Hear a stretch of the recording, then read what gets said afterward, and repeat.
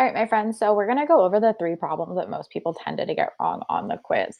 Like I said, I was super impressed by all of our hard work. We still need to make sure that we are understanding how to do these problems when we rock and roll into some review later on in the quarter. So let's rock and roll. You'll scroll down. You're watching this video right now. So this was a question that a lot of us got kind of tricked on. Interestingly enough, most of the people who got this question correct were the people who also went on Splash Learn. So really making sure that we're going on Splash Learn and we're doing the review work that I assigned to you, because it clearly helped out the people who did the Splash Learn work to get this problem correct. If you were somebody who went on Splash Learn and you still got this problem wrong, no big deal. Maybe we just need a little bit of extra practice, which is why you're watching this video. So let's rock and roll. So this question says, the number sentences below are all related to each other. I know the word related. If you had a little trick with this, think about what you know about the word related. Like you have a relationship with people in your family. You're related to people in your family. That means there's something that makes you similar, right?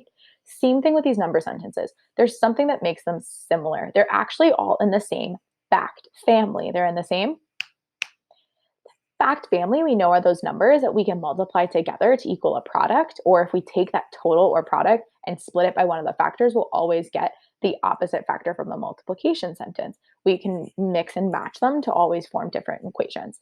That's what they are called, a fact family. So our job is essentially to find the missing factor here, the missing part of this fact family. What number then could we put in all of the number sentences to make them true? So that means I need to put some number. It needs to be the same number. If I were to put it in this box, in this box, in this box, and in this box, I would be able to give this a check mark, this a check mark, this a check mark, and this a check mark, because all of them would be true. All of them would be. So what's interesting enough is a lot of people who got this question wrong, you told me the answer was 32. You told me that if I put 32 in all of those boxes, these number sentences would be true. Here's why that's kind of silly. I know, just looking at the first one, if I were to put 32 in this box here, I would not get 32 as my product, right? Think about it. If I had 8 groups, that's what this sign means. If I had 8 groups of 32, which is what that tells me, would I have 32 things total? Say no way. Yeah, no, I wouldn't. I'd have way more than 32. I'd have 8 groups of 32. I'm not even going to bother counting that because I know one group, boom, that's already 32. If I'm adding more to that, I have more than 32. It can't equal 32. So that's why that answer choice was kind of silly. So let's walk through. I want you really to pay attention to the steps that I do, because this is exactly how you should solve a problem like this. So I know that I need to be able to put a number in those to be true. So I see that the first one, the first number sentence, says 8 times some number equals 32. And I notice that the second problem says some number times 8. I know in multiplication, I can flip my factors and get the same product. Get the same? Yeah, I would have the same amount of things. Think about it like flipping the dimensions of your array. Even if I rotate my array, I still have the same amount of tiles. I still have the same amount of Cheerios, whatever you're making your array with. So the way that I would solve this problem is I would just draw an array like we've been doing. So I know that this is 8 times some number equals 32. I'm going to make this big so you can watch me do it. So if I have 8 rows in my array, or if I have 8 groups, because I know I could write this as 8 groups of something. I don't know what goes in there yet. And I know it needs to equal a total of 32 things. So what I'm going to do is I'm going to do that array model that we practiced this week. So what I'm going to do, because I have 8 groups, I know that means I should have 8 rows. So I'm going to draw my array and I'm going to put 8 in. I'm going to make 8 rows. 1, 2, 3, 4, 5, 6, 7, 8. I'm just going to draw 8 circles. They're going to be kind of like my starters for my rows. Now what I'm going to do is I'm going to skip count by 8 across the bottom. If you're somebody who needs to count by ones or count by twos to do this, go for it. So that means what you could do is you could say, okay, so if I have 8 here and then I were to put, remember just like that woman did in our video. So maybe I do another one in each of my rows, right? So I were to go like this, I know that this is now 16 total because either 8 plus 8 is 16, or you can count to yourself 8, 9, 10, 11, 12, 13, 14, 15, 16. Or you can also count to yourself 8, 10, 12, 14, 16. You can even count by twos. So am I at 32 yet? Yes or no? Yeah, if you have a thumbs down, ding, ding, ding, ding, you're right. I'm not at 32 yet. So I need to add another column of 8. So I need to add one more per row. 1, 2, 3, 4, 5, 6, 7, 8. Now how many do I have total? Yeah, I have 24. You can double check that by either counting 16, 18, 20, 22, 24, or if you need to count by ones, go for it. Am I at 32 yet? Nope. So I got to add another column of 8. So I'm going to go 1, 2, 3, 4, 5, 6, 7, 8. Let's count up. So this is 24, 26, 28, 30, 32. So I've reached 32. I have my 8 column, or I have my 8 row, and now I need to just find that missing dimension, right? 8 times something equals 32. In this case, we know that 4. 4 is our missing factor because I had to add 4 columns to my array in order to get a total of 32 circles. So let's see, if I plug 4 into all of these boxes, will it be true? Let's check. So we know that 8 times 4 equals 32, so I can give that a check mark. I know if I rotate, here, I'm gonna do that again.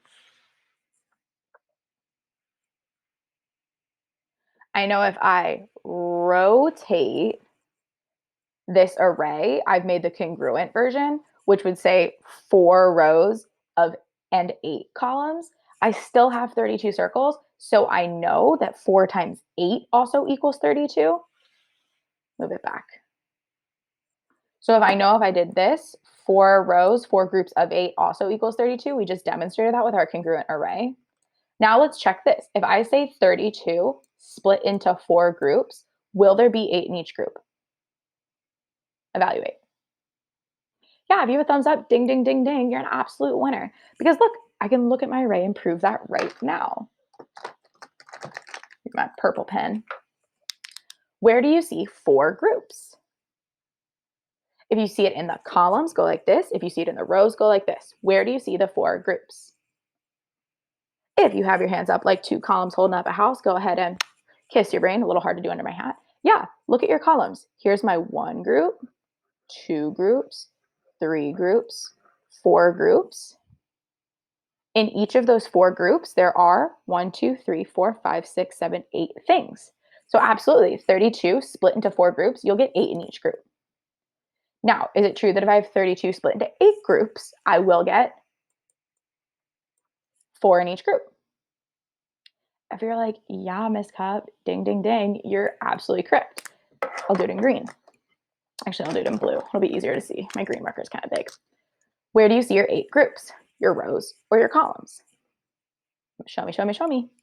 If you're going like this, yeah, you're absolutely right. In the rows. I have 8 rows. So if I look at the groups like this, I'll put them in boxes. Here's 1 group, 2 groups, 3 groups, 4 groups, 5 groups, 6 groups, 7 groups, and 8 groups, right? And in each of these groups, there are 1, 2, 3, 4 circles. 1, 2, 3, 4 circles. So absolutely, this is also true.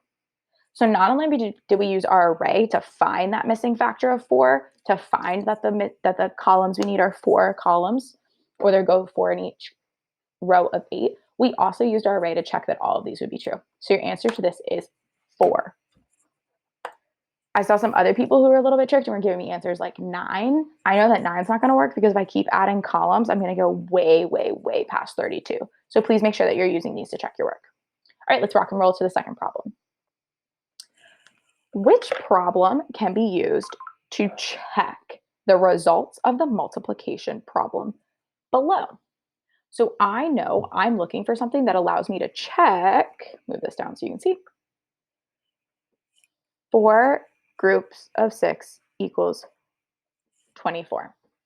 So I know that the problem that I select needs to have these numbers in here, but these digits need to also mean the same thing as they do in my multiplication sentence. So I'm actually going to write this as, this is 4 groups of 6 equals a total of 24. So first of all, I know that I need to have operations that mean groups of or splitting into groups. Like I know that this 4 needs to mean 4 groups of. It's not just the digit 4, it's not 4 things, it's 4 groups and there's stuff in each of these groups. So what I'm going to do is I'm going to look at my answer choices and just eliminate anything where the 4 does not mean that. Or I don't see a sign or an operation that I know I use groups of. For example, like a mathematician, I'm thinking I use multiplication and I use division when I split into equal groups. Both of those contain equal groups. Both of those I'm using equal groups. So if I don't see a multiplication sign or a division sign, I'm not going to include it in my answer. Sorry, Buffy's just making an appearance. So I'm looking at answer choice A. 24 take away 6 equals something. Yeah, that's not going to help me because 1, I don't see 4 groups of in there. But also, if I just take away 6 things, I'm not taking away equal groups. I can't use that to check, is it true that 4 groups of 6 equals a total of 24 things? I'm going to look at my second answer choice. Can solving taking a total of 6 things and splitting them into 4 groups help me solve or help me check this equation? I'm excited that I see the division sign because I definitely know the division sign means equal groups. I'm going to be using equal groups, but here's where this doesn't make any sense. I have 24 total things, and according to this multiplication sentence. According to this division sentence, I only have 6 total things. Are those similar? Say no way. Yeah, no, I have way more than 6 total things. I have 24. So I know that B isn't going to be an answer choice because even though, yay, I see the division sign, which I think is what tricked some of us because a bunch of us put B, I have more than 6 total things. Remember, the number before our division sign, whatever I put here, that's my total. So this number has to be the same. Because I don't see 24 being split into stuff, I don't care about that. It's not an answer choice. All right, let's look at this next one. 4 plus 24, would that help me solve or check the fact that 4 times 6 equals 24? Yeah, definitely not. If anything, this is just going to confuse me because here's the thing. I only have a total of 24, right? I only have 24 things. I can't be adding more stuff in there. No, that's against the rules in math. Nothing in there is telling me I'm adding anything. No. I only have a total of 24, so I can't be going and making more stuff. Not an answer choice. That leaves the one correct answer left as D. So let's check. Will this help me solve? If I have 24 things and I split them into groups of 6, would this answer help me understand if that's correct? If you're like, okay, Miss Cupp, I know it's the only one left, but I don't really understand why that's correct. Let me explain another way. So I know 4 groups of 6 equals 24. So that means I should be able to draw an array that is a 4 by 6. 4 times 6, 4 by 6. So that means there should be 4 rows with 6 in each row, right? Because there's 6 columns. 1, 2, 3, 4, 5, 6 columns. So I know from any array, I can also make 2 different division equations. We just practiced it in the one before. So are there a total of 24 boxes here? Let's quick and fast count by 4s. Ready, go. 4, 8, 12, 16, 20, 24. 4, 8, 12, 16, 20, 24. Yes, so there's a total of 24 boxes. Can I take 24 things, split into 6 groups, and have there be 4 in each group? If you're like, yeah, Miss Cupp, you def can. Where are you looking? Your columns or your rows? Where do you see 6 groups in this array? If you're like, The columns, Miss Cup, go ahead and give yourself a little heart on your paper because you're absolutely correct, my friends.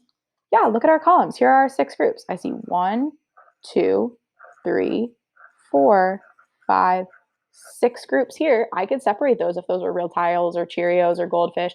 If you think that you need to go prove it, go ahead and go grab some of those things and prove it. I can separate these out, and there's going to be 1, 2, 3, 4. In this case, squares, in your case, Cheerios, maybe some goldfish in each group. So absolutely, I could write 24 split into 6 groups equals 4. That would help me double check. I drew an array with those dimensions and I was able to do that equation. So absolutely, this problem can be used to double check. This is the opposite equation to our multiplication equation. So your correct answer in this case was D. I think a lot of us got tricked and we put something like A, which is just straight up super kind of silly. Kind of shows me we really need to be going back and check our work because taking away one group of 6 is not the same thing. Taking away 6 from 24 is not the same thing as breaking apart into equal groups. So really make sure that we're checking our work there. And our final problem that really seemed to trick some friends up was our problem about Andrew and his spider, or excuse me, spiders. So Andrew sees 2 spiders in his room. Each spider has 8 legs. I'm going to pause right here. Already, I'm thinking, yo, this problem's got a lot of information. I'm going to draw a picture to help me out. If you did not draw a picture, silly goose, use your illustration strategies. You can always draw a picture to help. So it tells me right here, Andrew sees 2 spiders. So what I'm going to do is I'm going to draw 1 spider body, 2 spider bodies. I know, they're just circles. Bear with me. It says each spider has 8 legs. I'm going to put 8 legs on each spider. 1, 2, 3, 4, 1, 2, 3, 4, 1, 2, 3, 4, 1, 2, 3, 4. Kind of probably, the spider probably needs a head. Yeah, there we go. So each spider has 8 legs, 1, 2, 3, 4, 5, 6, 7, 8. 1, 2, 3, 4, 5, 6, 7, 8. Andrew writes a number sentence to help him find out how many spider legs he sees in all. And he writes 2 times 8 equals 16. So I'm going to write that up top. He says 2 times 8 equals 16. Notice how I'm marking up the problem as I solve it. It's helping me make sense of what's going on. Which number sentence shows another way to tell Andrew how many spider legs he sees in all? So what I'm thinking of, first I'm going to check, is this true? Does two groups of 8 equal 16? Let's just count. 1, 2, 3, 4, 5, 6, 7. There's 8 legs here. 9, 10, 11, 12, 13, 14, 15, 16. Yep. So 2 groups of 8 does indeed equal 16. Now I know that the answer I choose has to have these numbers in it. I need to have a total of 16. I need to see the number 2, and I need to see the number 8, which is reason number 1 that the only answer choice that made sense was A.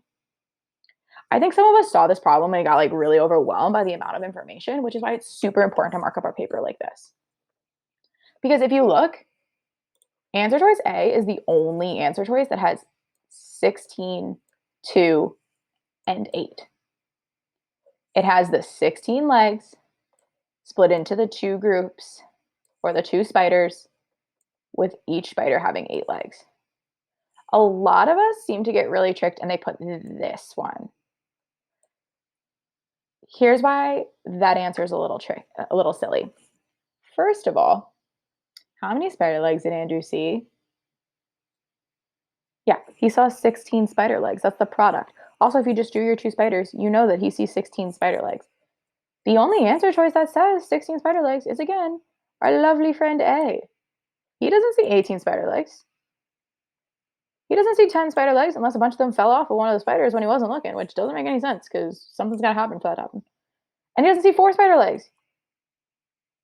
Each of the spiders has more than 1 leg. Each of the spiders has more than 2 legs, right? That's why these other answer choices, I know there's a lot of information here, but it's trying to help you. The answer choices are actually trying to help you get the right answer. I think we just saw so much information, we were like, and just clicked. So let's talk. What is another reason that this is the only other equation based on what we see that matches? Yeah, let's turn this into a division equation. How many total legs does he have? 16. How many spiders are there? 1, 2. 2 spiders. So if I take those 16 legs Split them between my 2 spiders. How many legs are on each spider? Yeah, there's 8 legs. That's why 16 split into 2 groups equals 8. A is our only answer choice. While this is true for answer D, which a lot of us put, while 8 split into 2 groups equals 4, that's got nothing to do with our problem. Do these spiders have 4 legs? No. They got 8 legs each. So we gotta be careful that we're matching the equation to the problem. So that's why in this case, A was the only answer choice that made sense because one, it had the correct flipped equation, and two, it matched the story. So make sure that we're double checking. If we're having trouble reading, just make sure we're doing our best as we read and really make sure that we are marking up on our paper. So if you see 2 spiders, draw the 2 spiders. If you see that each one has 8 legs, put 8 legs on each spider. That'll at least help you remember that you're dealing with spiders. You have 2 groups. You have 2 spiders. Okay? So, those are the 3 problems that we tended to get wrong. I think we saw with this review that a lot of us just really need to be like slowing it down. I can see how long y'all spend on quizzes and y'all are rushing. Like, if we were in the classroom, I would have made you pause and double check. We need to slow ourselves down and we need to use our scratch paper. Because when we use our scratch paper, we are successful. So really make sure on the next quiz, when we get into fractions next week, it's going to be so important that we take our time and we use our resources. Capiche? I just heard so many capiches in Phoenix. Good job, friends. All right. So you do have 2 questions for an exit ticket to just make sure that some of these ideas have like sunk into our brains. Make sure you type in that magic word. Hint, it was launched into space 30 years ago today. It's really cool. Kind of sounds like bubble, but with an H. Type in your answer here, hand in your exit ticket, and I hope you have a wonderful weekend. All right, made my video big so you know how serious this is. If you are missing assignments, you need to be making those up. Starting next week, instead of leaving them as missing, we're just going to go ahead and put a 0 in for those assignments. Some of us are getting a little tricked because they see the percentages of completed work and they're like, oh, I'm doing great, but you're missing some work, my friends. So starting next week, if we're not done with an assignment, we're going to go in and we're going to mark it as a 0. You're absolutely more than welcome. Say something happens and you forget to submit an assignment, go back and do it. We'll give you points.